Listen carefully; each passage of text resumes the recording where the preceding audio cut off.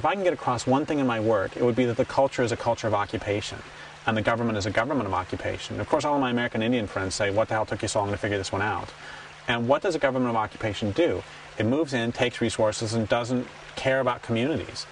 And if aliens came down from outer space and they were systematically deforesting the planet, and they were vacuuming the oceans, and they were putting docks in every mother's breast milk, and they were giving people cancer, and they were causing all these other problems, but we did get tomatoes in January, then we would know exactly what to do. We would put on our camo outfits, we would grab our AK-47s, and we would start picking them off one by one. If it was Islamo-fascists who were putting in all these dams, if they were commie pinkos who were putting in all these dams, we would know what to do. But instead, because we pledged allegiance to the flag, then we identify with the system, and suddenly we get really, really stupid. If we were, it's like,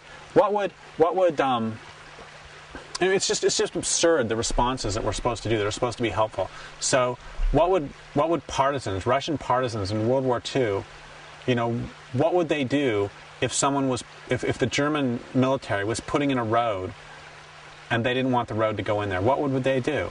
They would destroy the road.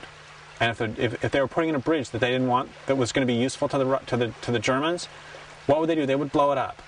And then if the Germans built it again, they would blow it up again. And if the Germans built it again, they would blow it up again. And what do? We file lawsuits. We hold signs. We hold candles. We pray. We send loving kindness. And it's just ridiculous. It's absurd. And it's because we identify. We buy into the system. And